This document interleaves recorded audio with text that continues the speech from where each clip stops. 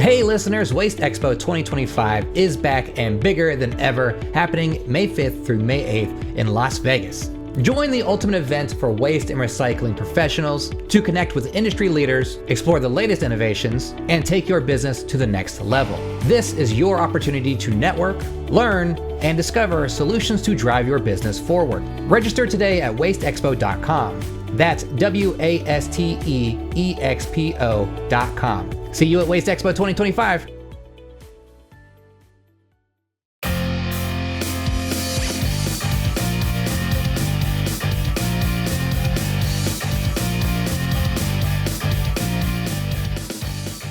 What's up, everybody? Welcome to the Waste World Podcast. I'm one of your hosts, Gage Edwards, here with another fantastic episode. Steph and I have been busy with travel, so we're gracing your ears with an informative panel from WasteExpo 2024. The panel is titled CIO Roundtable, Driving Innovation in the Waste and Recycling Industry. Listen in as this roundtable of chief information officers share how cutting-edge technology is propelling the waste and recycling industry forward. As always, be sure to subscribe to the Waste World Podcast on Spotify or other podcasting services. Enjoy! All right, let's get started. So, welcome. Welcome to the CIO Roundtable, where we're going to talk about some very interesting topics. My name is Pritesh Patni. I am with ISB Global. Interesting fact about myself, I like to tell dad jokes, so you will get a couple of those during the session. Feel free to use them afterwards. Thank you to WasteExpo and NWRA. Your participation and feedback is greatly appreciated, and really there'd be none of these sessions without any of you guys, so thank you for that. If you do have a phone, please make sure it's on silent or off, but you will need it later for the Slido poll, so make sure you've got it available, just not loud. Don't forget to download the WasteExpo app. It's got all your sessions, it's got maps, it's got everything you need to make the most of this event. There will be a evaluation at the end of the presentation as well, so evaluate how you felt the session went so we can do it again next year. I'm sure the guys would love to come back.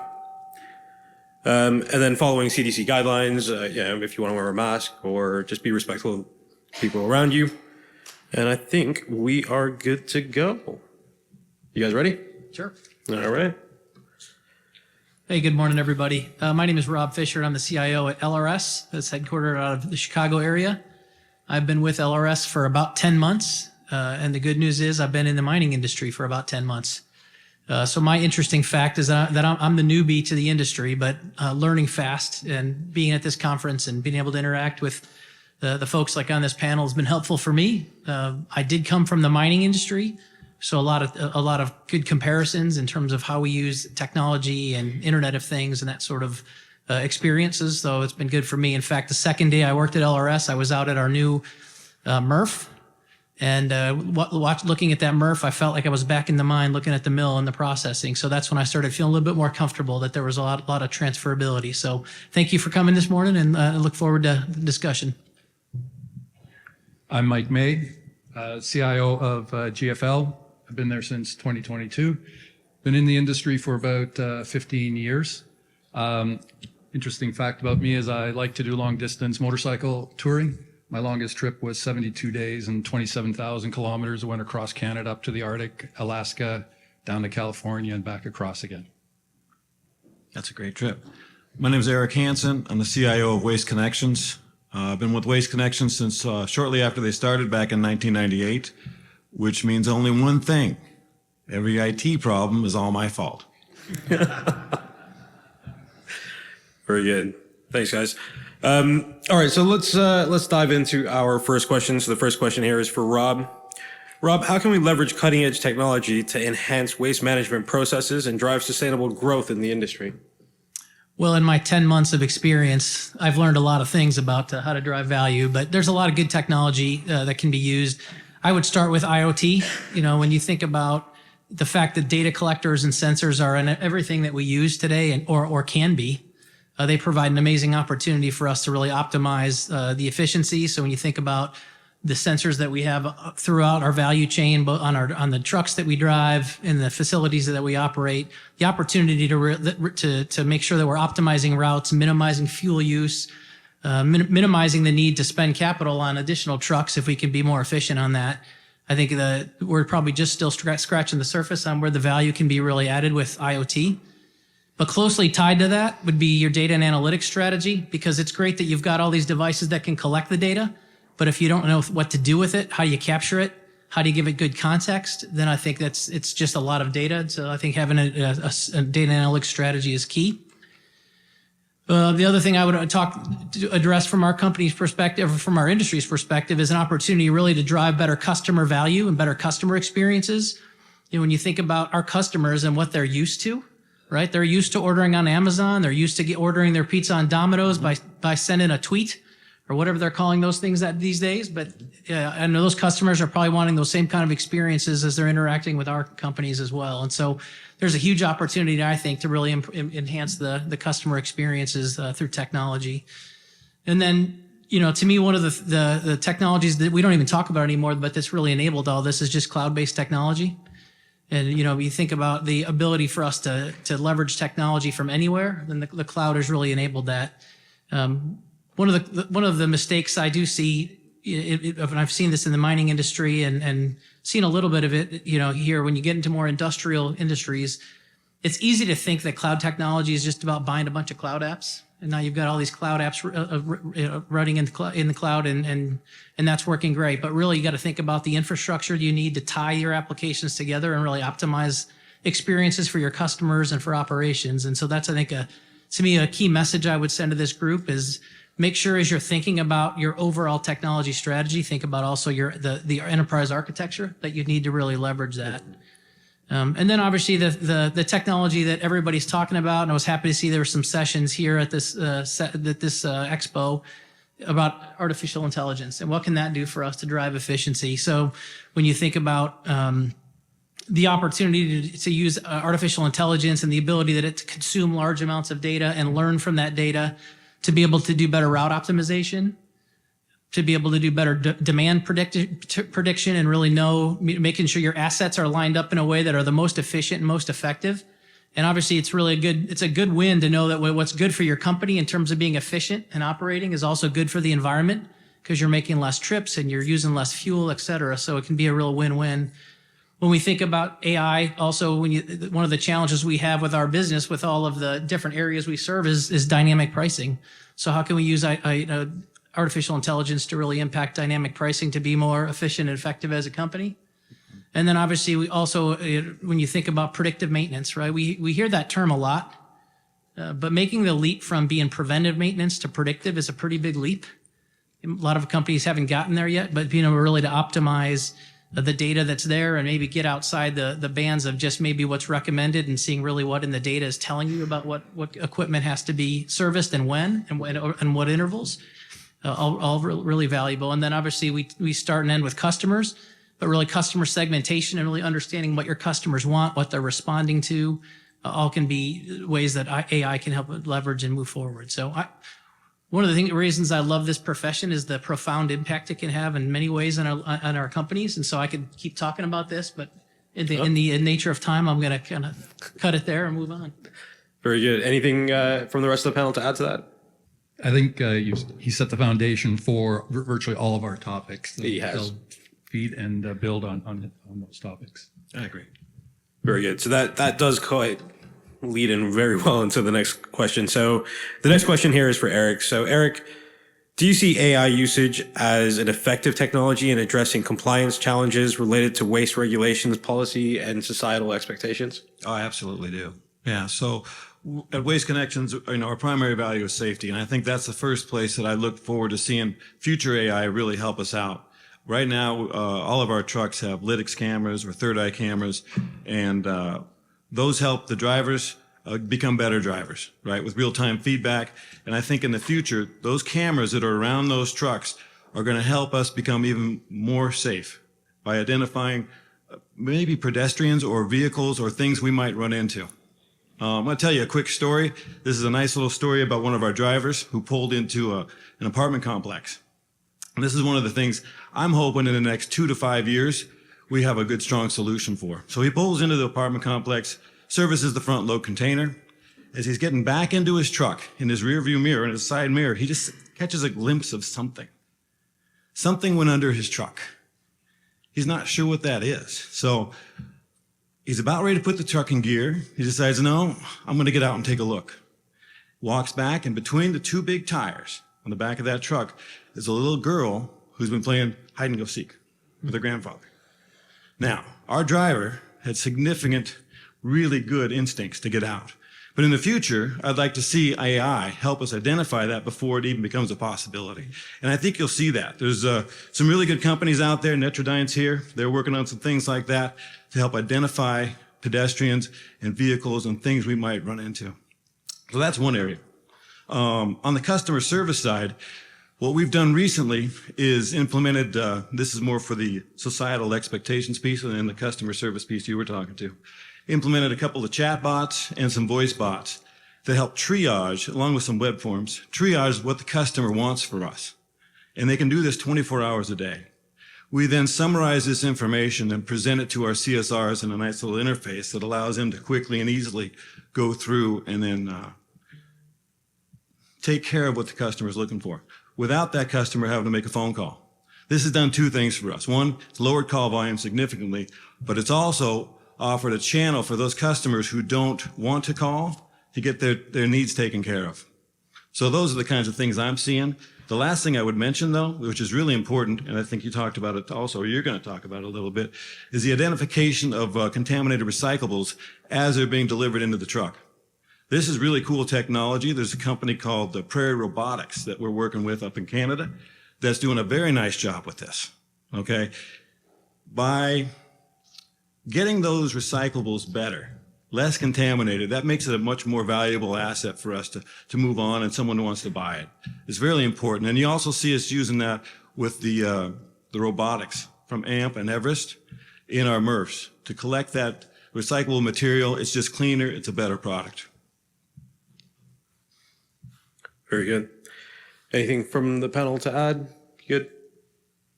Good. Well, that leads well into the next question. It's like we rehearsed this, isn't it? Mike, this question's for you. As the Internet of Things continues to evolve, how can it be harnessed to optimize waste collection, recycling, and resource utilization? So this is apparently the emerging hot topic for this year's conference. Yesterday at the Investor Day, IoT, ancillary charges from the trucks was the hot topic. As a matter of fact, the analysts have now placed revenue and EBIT increases expectations from IoT devices in our trucks. So if you're not heavily involved in that now, you better start thinking about it because that's what the investors are looking for. So when I look at a topic like this, there are two hats that I wear. Hat number one is the head of IT, responsible for the team that builds out the technology, supports the business. And the other hat is C-suite member, responsible to the CEO and CFO for value generation to our shareholders. So when I look at where we can use IoT, there are actually quite a broad range. We've mentioned, the collection trucks, and you start enumerating what assets sit in that truck. So ECM, the engine computer, the body computer. Body computer tells us everything that happens. Driver pulls a joystick. We know exactly what controls he's operating, which tells us what the driver is doing. GPS is the obvious one. Lytics, Geotab, they all provide us lat-long breadcrumbs. Scales, cameras. It used to be just 360. Now there are many more cameras looking into the hoppers that generate advice. So a hopper, or if it's a residential, looking off at the arm. Big data streams coming from these. And combined with AI, they tell us what the camera is seeing. So it's one thing just to capture video. You have to convert that into meaningful data. We have in Canada, as Eric mentioned, EPR, Extended Producer Responsibility, where the contract is no longer with the municipality, it's with a PRO. And the PRO operates on behalf of the producers. The producers pay for the waste. Part of the contract is contamination detection. So we actually have to detect on a residential lift, as the contents are falling into the hopper in real time, contaminants. So there are 2 cameras that are involved in that and a lot of data processing. RFID readers, not popular yet, but I'm going to throw a prediction out there. LiDAR. LiDAR tells us in 3D above and beyond what our eyes see. Our eyes see, the camera see in 2D, LiDAR gives us 3D. So there are a lot of data streams coming from the vehicle that can be harnessed. One of my favorite topics, again, that hasn't perhaps hit the list yet is containers. So if you do a quick test, take a commercial truck and add up the value of all the containers on the routes of every day for that truck. We probably have more dollars tied up in containers than we do in the actual truck itself. Yet nobody manages the containers. And we know they disappear. Some turn into scrap metal for somebody else. Some get repainted. There are all sorts of humorous bar stories about what happens to containers. Transfer stations, I'm just going to screen through these. Landfill, air centers, drone data, both LiDAR and imaging. SCADA on our plants, so MRFs, treatment plants, water treatment plants, et cetera. So the question then is, we've got all these opportunities for capturing data. How do we turn it into value? So the first one we mentioned, which is our Revit and our revenue and EBIT enhancers. The analysts are expecting 5 to 10% revenue lift, which is almost pure EBIT from all of the haulers. So your CEO and CFOs are going to start reporting on how they're doing with their in-cab strategies. So for me, also, the data streams that come out of the vehicle are fact generated. I call them the truth machine. They're immutable facts. I did this lift in this location at this time. I entered the location, I did 3 lifts. Work order says you're only supposed to do 2 lifts. What happened? So the facts are critical. It tells us events that are, I'll call it unusual or not expected. Block containers, overflow containers. So the big question is, how do we capture that information from the vehicle and turn it into revenue? Automation. So today, most in-cab tablets, the driver has to make some indicator of, I've finished the service location. I hate tablet applications in trucks. What I tell my UX designers is take a rubber glove, dip it in peanut butter, sit on a jackhammer, and now try to push the buttons on that tablet. You have to be in a vehicle to understand what it's like to capture data. So part of it then is building systems that work for the drivers. My favorite is a push button. You have a container overflow, put a button. Everybody knows a red button's overflow. Blue button is container blocked. That's correlated with other data that comes from the vehicle. So make it easy for the drivers to capture that data. Part of it is when you leave the location, the GPS tells us we just left the location. Close the ticket. The body computer told us, or the lift sensor told us we did 3 lifts. There's only supposed to be 2 on the work order. Create an event, put it into the package, so that, and route it to a route supervisor or dispatcher to say, hey, what happened there? Or, route closer to follow it up at the end of the day. So the other piece is what I refer to as the goodness engine. So Kevin Walbridge, who's a well-known COO in this industry, used to say, every day starts out good and then goes to hell in a handbasket. The question is, when it happens, do you have to wait until the next day to correct it? If you have a goodness engine that says, truck number 3 is not going to make their route today, and if you know that by 2 o'clock, dispatch or route supervisors can actually do something with that, reroute some vehicles, et cetera. So this is why IoT is so important from the vehicle. It fundamentally changes the way you operate. I have a whole bunch of other topics around this that I could talk forever, but edge computing. So traditionally, when we first started building these systems 10 years ago, we had to stream all the data to our cloud center for processing in the cloud. That was a lot of bandwidth consumption in a truck. Today with the videos, used to be 2 cameras. Now you have 6 cameras, 8 cameras. You cannot send that data to a cloud center. So you actually have to put edge computing devices in the vehicle to process the data, stage it, and detect events. So now we're starting to put AI in the truck on the tablets to create meaningful events. And then, of course, the back end is critical as well. So depending on the number of trucks you have, you just imagine the volumes of data that go to your edge compute. So in our case, it's 9,000 trucks. Let's say we have 3,500 commercials. sending a constant stream. Literally every second, we're doing a heartbeat on what's happening in that vehicle. That's an awful lot of data. So how are you engineering, your edge to capture and process all of that data? And then, of course, in the back end, taking the events and the data and turning it into meaningful actions for the frontline troops, for the district troops, for the drivers, dispatch, district manager, et cetera. So there's a big, big impact that IoT has on how we operate. The IT side is challenging. The process change in the district is even more challenging because we're going to ask people who are comfortable in their patterns. They're very successful to date, but the market is expecting them to be even more successful. Everybody's talking about, where am I getting my next basis points, my next 100 basis points? It's going to come from change in the districts that will be enabled by that IoT technology. Thank you. Just on your container topic and how valuable they are, just a little story. We did a project in Nigeria, in Lagos, and the number of containers that just go missing on a daily basis was unreal. And the team there in Nigeria told us that a lot of people steal those containers and turn them into swimming pools because it's perfect for them. So yeah, there you go. Anyways, all right. So let's go into a bit of a poll. So if everyone can take out their phones and go to slido.com, should look like that. I know you can all see it. At the top, you'll have a join as participant. In there, if you put in the word adopt, a poll should pop up.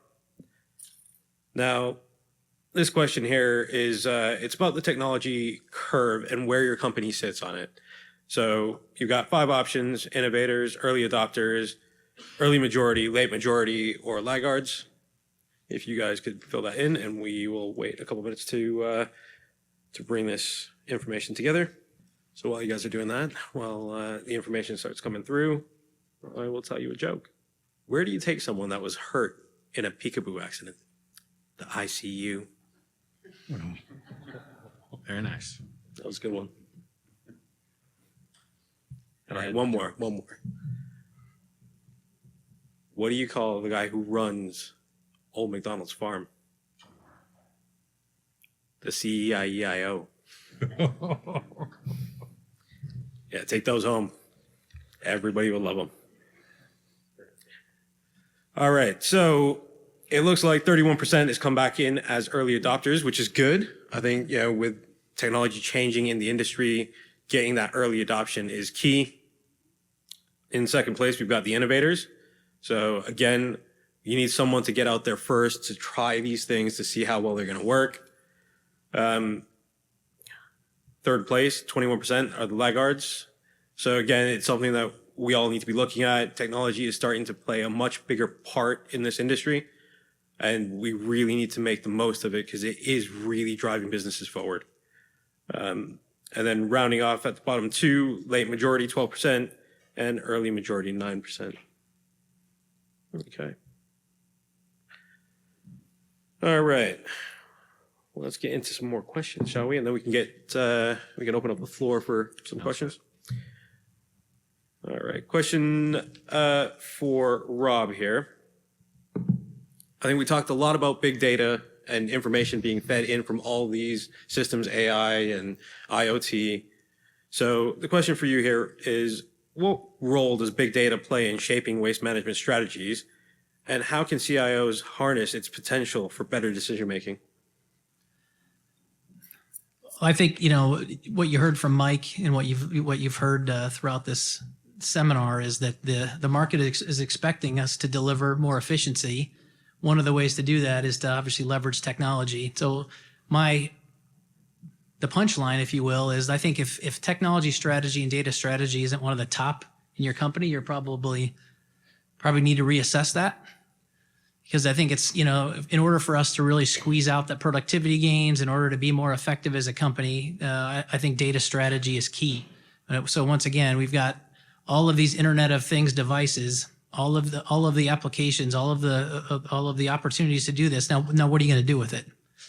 And so, without a strategy, I think that's something that companies will miss out on. That it's not enough to have that data. You have to actually think about what you're going to do, and it's it's not a simple puzzle to fix. If it was, we'd all be doing it, right? And so, Mike talked about things like the edge computing versus the core data models that you have to build and to get value out of that. There's a lot to that takes a lot of work from an IT perspective. But to me, the most important thing is for the company to sort of accept and drive technology as a strategy and understand where that value creation is going to come from.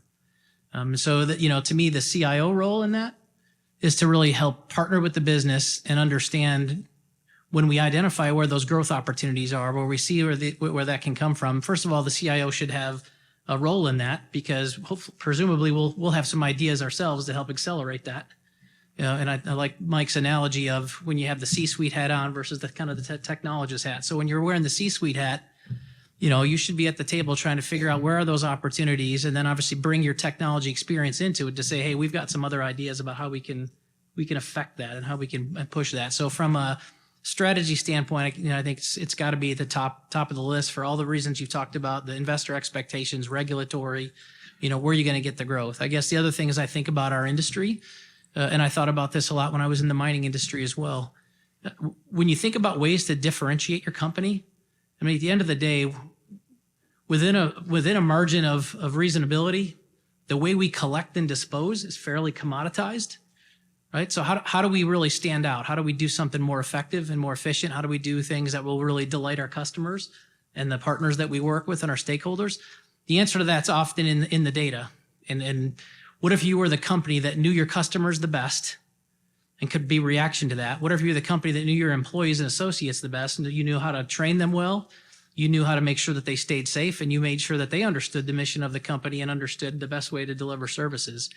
What if you were the company that understood your fleet the best way to operate it, the best way to make sure that it's maintained well and that its life is extended and it's operating at its peak efficiency? What if you were the company that had the most optimal routes? What if you're the company that routes most effectively, can be responsive to changes and be agile? Those are all the reasons to me why technology strategy has to be near the top. Because if you can't control all of the assets in terms of landfills and MRFs and transfer stations, this is an area where you can really make a significant impact on your business, I think, and if you think about it really strategically.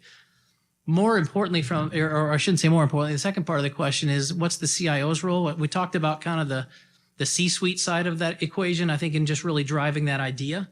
But on the technology side is how do we really make sure that if the company does adopt that strategy, that you've got the tools and the ability to deliver on that. And so I think CIOs are uniquely positioned to help deliver that. And what I mean by that is obviously the technology skills and knowledge to do that, but also when we think about delivery techniques, like really trying to take a complex problem and break it down into small, agile chunks so that we can really do some prototyping and deliver high value to the business.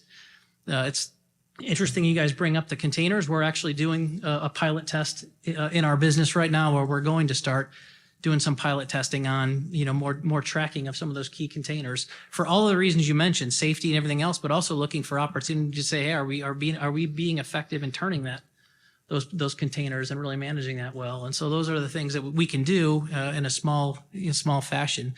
Again, you heard Mike's comments about all the data sources and everything we're getting.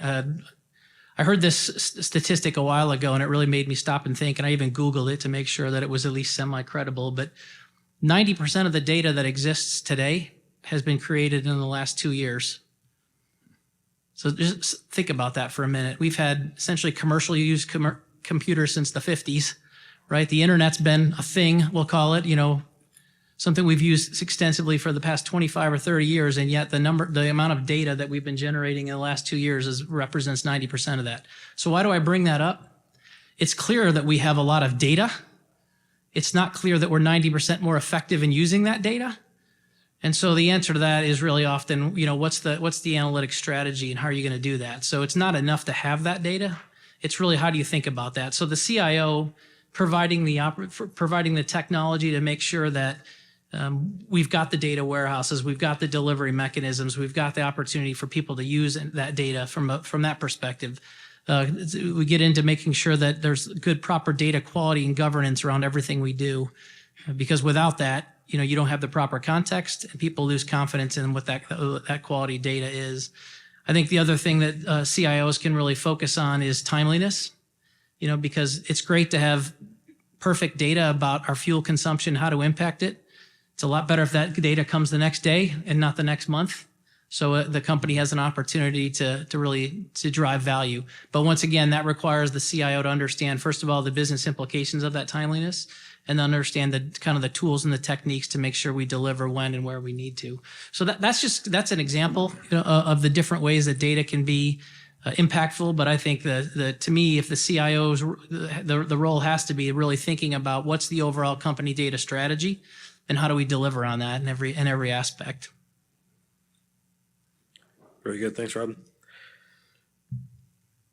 Eric, with that amount of data coming through, whether it's coming through from AI or coming through from IoT devices or just the regular order management stuff that's being fed back to the systems, there's a greater impotence on data within the waste management industry. And because of that, there's a greater consideration on cybersecurity. So, it's a topic for all of us. Everyone is scared of it. So for CIOs, how do we ensure that need for the wider technology adoption across the sector does not create risks for the business and consumers? Yeah, well, first answer is it is going to create risks, right? Everything that's new, the bad guys are looking at also. We're trying to buy it and implement it and make it work. Bad guys are looking at it too. They're saying, how can I use this against them? How can I use this to get in the door, to plant my malware in their system so I can hold them ransom? You saw one not too long ago here in Las Vegas with the MGM. Came through the help desk. Managed to get by their two-factor authentication, planted a beautiful piece of ransomware that held them hostage. Who knows what that ended up costing? So you got to have a good strategy for your cybersecurity. And that's just the bottom line. Whether you're a big company or a little company, you got to get after this. You got to get your good products. You got to get your good vendors to help you with the security software that you need. Things like CrowdStrike, things like Proofpoint for email, things like Zscaler to help your internet security. These help you build a nice layered system that if they manage to get by one way, you got something else that'll catch them. Now, back in the old days, what the bad guys would do is try to attack your network. Okay? Attack a computer, find an IP address, get in that way. We've gotten pretty good at protecting our computers and our switches and our routers. What they attack now is all of us and all of you. You're all users for somebody's network. Okay? You're an egress point into that network. And also going back to the old days, you remember those emails you used to get from those bad guys? They were pretty easy to spot. A lot of misspelled words, a lot of poor punctuation. Grammar wasn't really their forte. Now they're using AI, okay, to help construct beautiful emails to fool you. AI was probably 5 minutes old before it was weaponized against somebody. And a lot of bots out there, a lot of systems that are designed just to attack our systems. Matter of fact, we're sitting here right now getting attacked thousands of times a day, trying to repel all those. We do a pretty good job. Right? If we weren't doing a pretty good job, we wouldn't be sitting here. I'll tell you that. We'd be on a phone talking to someone going, what the heck just happened? So you got to come up with a strategy for this. And to Mike's point about the edge. So the edge is expanding for us, right? It used to be just people behind PCs or people behind laptops or these phones right here. Now we're putting much more equipment into the trucks. What I probably have 8,000 knowledge workers at Waste Connections. 15,000 trucks is going to add, pretty soon I got 23,000, knowledge workers. And I got to make sure every one of those devices is protected. Every one of those devices can't be an egress point into our network that could potentially shut us down. And then, I'm going to tell you, you do get to that point where you were shut down. You got to go old school. You got to have a disaster recovery plan and a business continuity plan to help you keep running. And believe it or not, that's paper. That's paper and your driver's knowledge of where to go. Otherwise, your business is going to get shut down. So that risk is there. Okay, AI is going to have some great ideas on how to fool us. You've seen some of the ones coming out on video now, where they're I think it was a news story not too long ago where a CEO was impersonated using video. That's pretty scary stuff. We're going to have to figure out how to identify that stuff and flag it for our users so they don't get duped. So That's not painting a very pretty picture on all this. But I will tell you, though, that as hard as those bad guys are working to get into our networks and destroy our data so they can ransom it off, there's a lot of good people out there fighting the other direction and making sure it stays safe. Good. Thanks, Eric.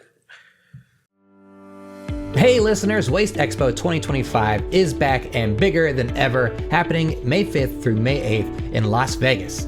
Join the ultimate event for waste and recycling professionals to connect with industry leaders, explore the latest innovations, and take your business to the next level. This is your opportunity to network, learn, and discover solutions to drive your business forward. Register today at wasteexpo.com. That's WasteExpo.com. See you at WasteExpo 2025. Mike, considering the rapid pace of technological advancements, how can CIOs future-proof their waste management systems and stay ahead of industry trends? Well, it is part of the CIO's job description to stay current with both technology and business advances. So I focus on three things: people, process, and technology, actually in that order. So the irony is, a CIO, technology is number 3 on my overall list, because it's assumed that we do technology well. So the first thing is hire the people who have the skills to know where the trends are going and how they might generate value. Work with your business, work with sales, work with customer service, work with the operators. One of my favorite techniques is just to sit down and say, if you could wave a magic wand, what would make your life easier? And then that provides the seeds for a value creation that's real to solve the problems of the people in the different parts of the organization. Simplify the process so that we can generate value. Many of us have grown through acquisitions. We have so many systems. We have so many processes. After a while, they start colliding with each other. So a simplification is absolutely critical. That gives you the flexibility with simplified systems, simplified data. Let me give you an example, my favorite one. Commercial front load 4-yard. We probably have 2,000 different codes for the same service across all of our systems. How do you do comparatives under those circumstances? There's a technical measure, but it's complicated. And then, finally, so it's people, process, simplify the process, pick the right technologies. So, we had a conversation before this session where we were saying, in the good old days, all we had to do was worry about our servers and our storage and our backup and our overly complicated network. Cybersecurity was a little thing in the top corner that we sort of worried about until we got hit, and then we really worried about it. But the key is the technology that got you here in the past will not get you to the future. So it's really important to make sure that your strategy has a tech stack that will grow. So what's going to be, what is the processing patterns going to look like 10 years from now? And that's our job as C-suite to build out for the next 10 years. So when we look at people in for instance, our organization, and I apologize, that's where I'm an expert in right now is our organization. So number one position is the architect. So we have an enterprise architect. We found an individual who was a distinguished engineer at a consulting company building web-based systems. And that individual has fundamentally changed the attitude of everyone in IT. They've built an enterprise data model. We've talked about the importance of data. When you look at this industry, the data domains are actually quite small. There's a lot of detail in them. But if you build a good data model, it'll survive all the business process changes. It'll survive the evolution of the business because the facts are the facts. A truck went to this service location. It started, it did 2 lifts. It exited. In that, there were a whole bunch of things that happened. Those facts don't change regardless of how you run your business. So a good data model is absolutely critical, and the architect will do that for you. Within that, then, we look at data architects, which is a subset where we traditionally have only worked with relational databases, where everyone did a 4th-order normalization in order to build your model. Still important, but those databases can't handle the data volumes. When we look at our breadcrumb database, we're running it today. We sort of built a prototype on Postgres in AWS. It costs us $6,000 a month to run that simple data table. And when we want to do analytics, we have to quadruple the number of processors that we throw at the database scans just in order to get the jobs done. So doing things like moving to a Delta Lakehouse pattern, where we use a Parquet, I know I'm getting too technical, and S3 buckets. That cost goes down to $600 a month. And it gets processed almost instantly. So data architecture is critical. When we look at governance, it's no longer IT driving the technology. In our company, it's the business. So our steering consists of CEO, CFO, COO, CIO, CTO. So there's, technology working with the business. They determine what the priorities are. And every quarter, we shuffle the priorities. Doesn't mean we take everything off the table and bring new stuff on the table. That's not efficient. But the sequence of priorities shifts every quarter. We give the CFO an option to step on the gas, go faster, burn more cash. You want us to conserve cash? We have to slow down. So our governance and our internal management process needs to be able to respond to that C-suite priorities. Product management. So we're making the transition from project management, which we still have for our business initiatives, but product management means we have a director responsible for in-cab technologies. We have a director who is responsible for reporting and analytics. So we have treasury systems, DSO management.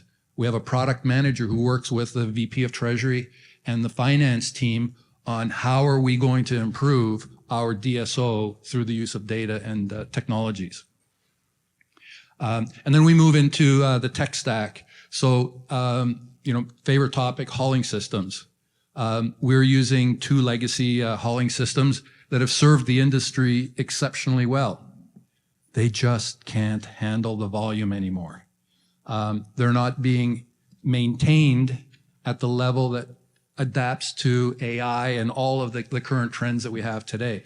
So if you're using a legacy system that's based on, a SQL Server store, you might want to start looking at an alternative. And there are lots of alternatives, including our provider has a cloud-based alternative.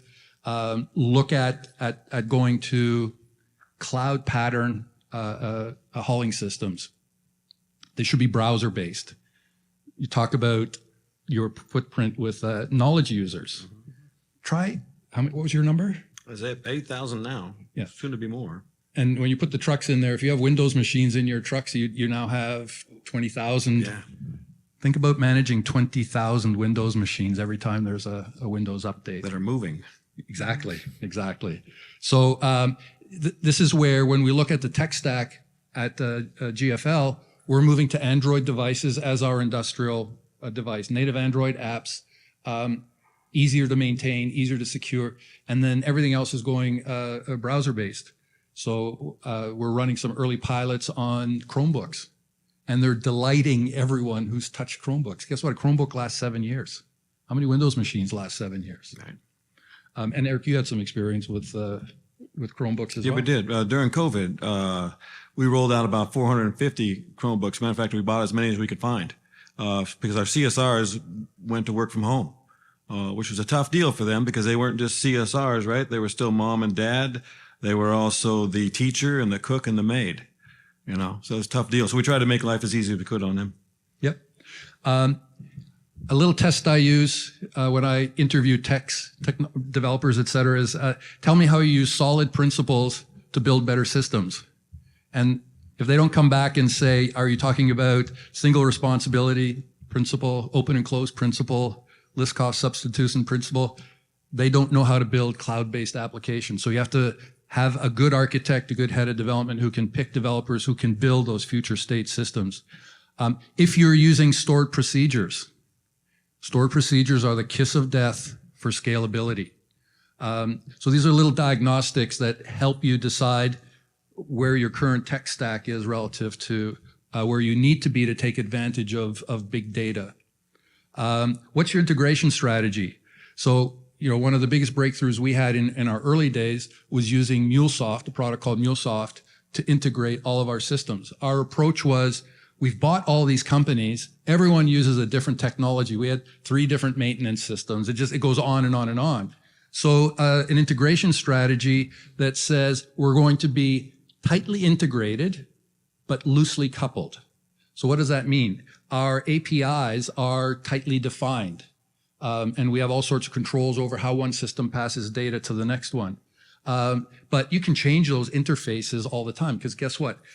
Every one of those tech providers, their products get updates. It's going to break the integration. So you have to have a good integration strategy. Today, if you're going straight cloud, AWS, which is our preferred cloud, we run all 3. They have gateways that manage all of the integrations. Data storage. So I touched about it briefly, but it's one thing to capture the data. It's another thing to serve it up in a meaningful way. So for instance, operators don't like spreadsheets. Don't give them big spreadsheets of their operational metrics. Give them a map. And if there's something red on the map, you need to do something. If it's green, don't worry about it. So in data, it's building interfaces that provide actionable value to the operators. And then the final point is, how quickly can you deliver new functionality to the business? So, if you're doing traditional .NET, C#, Java development, it takes months to build new functionality. At GFL, we deliver new functionality in 2 weeks to 3 weeks on the outside. Now, each one is a small piece of functionality, but you know the story about the rabbit and the hare. If you have a regular heartbeat of building new functionality that's been demanded by the business, you very rapidly evolve into that future state that helps the operators achieve whatever goals they have for that quarter. So in general, you have to pick a hyperscaler. We've chosen AWS. Google is the first person really the first player. They have a very limited set, but if you're a smaller entity, that limited set is actually liberating. They have all the core components that you need to build out a hyperscaler tech stack. And then, of course, there's Microsoft Azure. When we first started our cloud journey, we did a lift and shift from our data center into Azure. Our data center costs tripled. So you want to be really careful. The move to cloud can be very expensive. Now, the corollary of that is we didn't have the horsepower in our data centers to sustain our compute. We didn't have the space to build, a dev and test environment. We just didn't have the server capacity. In the cloud, we do. That's one of the reasons why our costs increased. It's going to be an expensive journey to move into the cloud, to move to stateless architecture. Prepare your CFO, prepare your CEO for that surprise, so you can show you're a planner and you're credible, and then engineer the costs out as you evolve the maturity. So there's a ton of stuff that we can do to help influence how we service the business as we move forward with modern technology. Very good. Thank you. That was kind of the end of the questions. We're at that point now where we can open it up to the audience for a couple of questions. So if you just raise your hand and come up to the mic and ask away. Thank you to the panel for answering the questions that we've had so far. Great in-depth answers, really thought-provoking. Do you want to come up to the mic?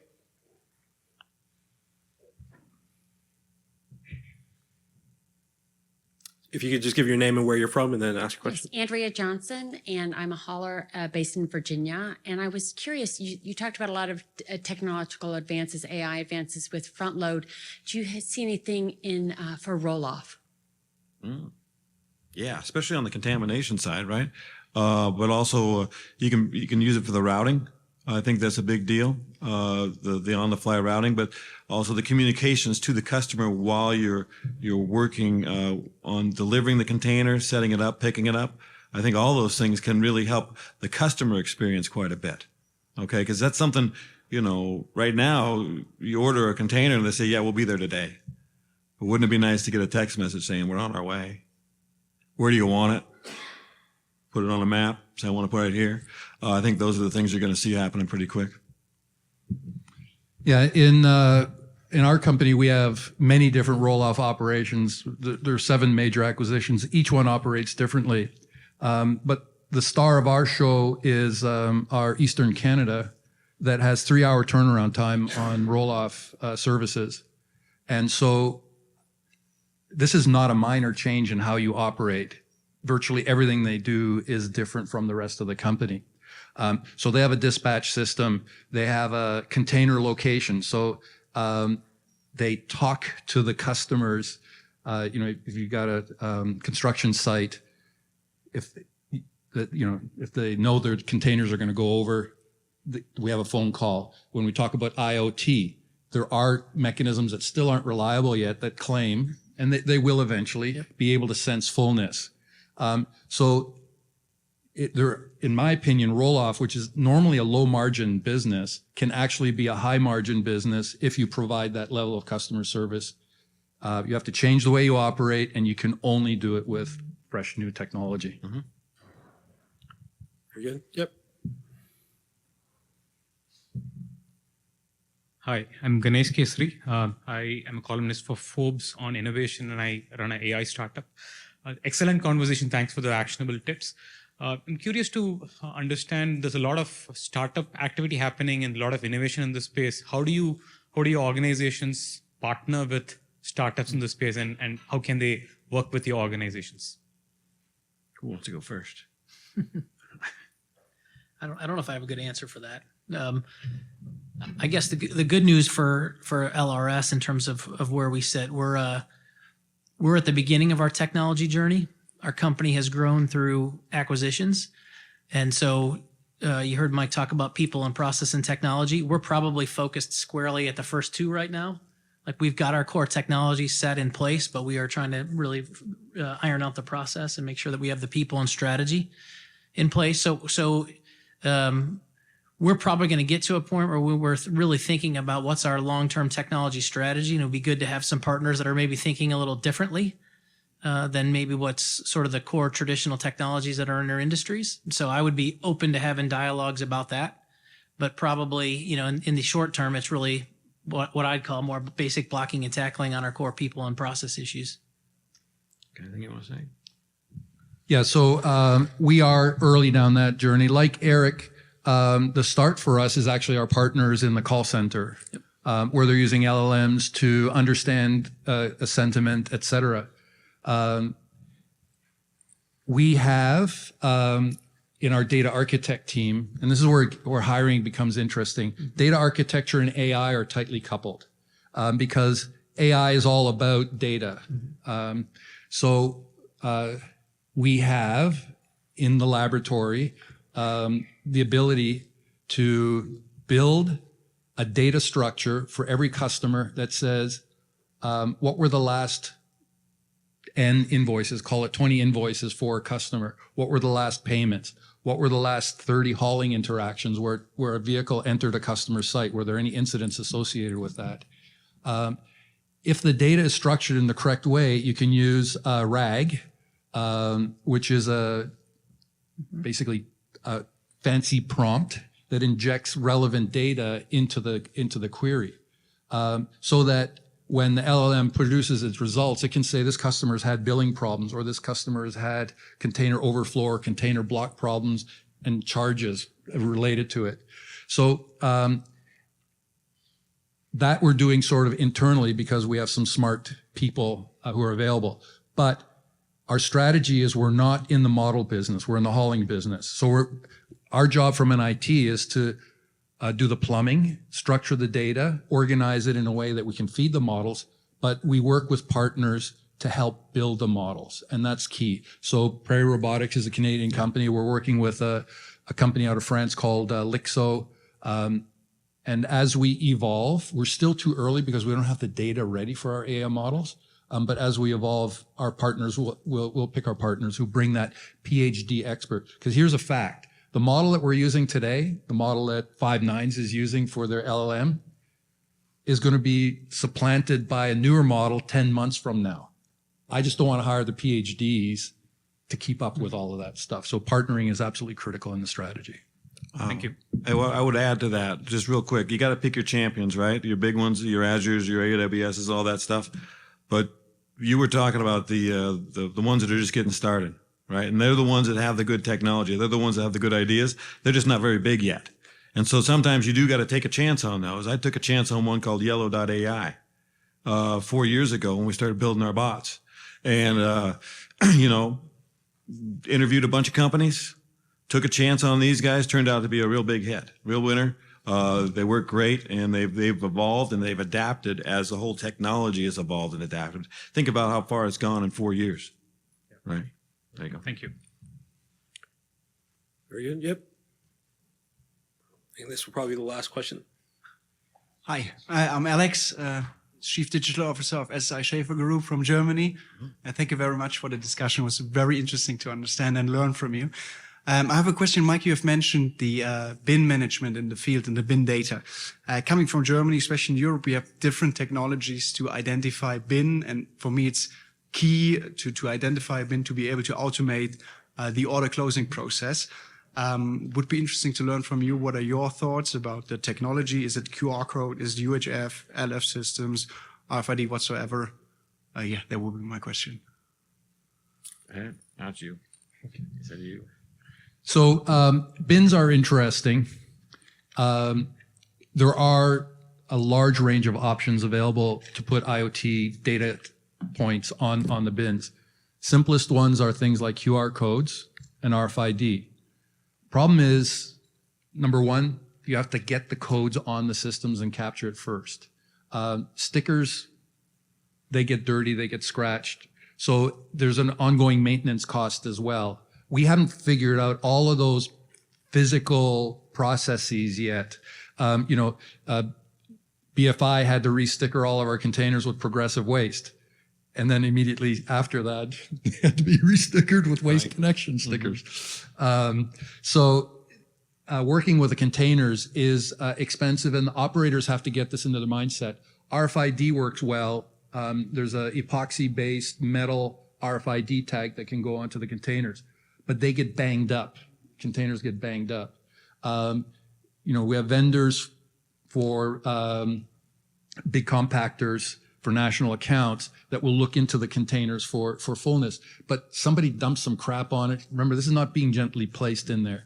So it's a very hostile environment. I think we're very early in how we provision those containers for capture. But it's going to become a priority soon. Part of that then is the vehicle, if you think about it now, has to have another data capture device. So if I have an RFID, when I hook the container, whether it's a front load or a roll-off, I have to have a reader that I can activate. I can use cameras. In my mind, each system has to have multiple input layers that correlate to get a positive confirmation just in case one of the elements aren't working. It's one of the exciting areas in IoT for our industry. Very good. Thank you to the panel once again. We do have one more survey. If you could pull out your phones and scan that QR code. If you enjoyed this session, thought it was useful, got some great points from our panel here. Well done, you guys. Please make sure you vote as the best session of the event, and we will definitely be back next year. Thank you to the audience for your participation. And if you want to hear any more jokes, I will be on stand 4057. Awesome. Thank you. Thanks.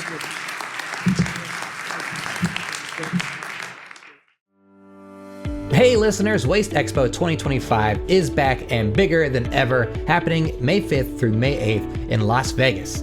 Join the ultimate event for waste and recycling professionals to connect with industry leaders, explore the latest innovations, and take your business to the next level. This is your opportunity to network, learn, and discover solutions to drive your business forward. Register today at wasteexpo.com.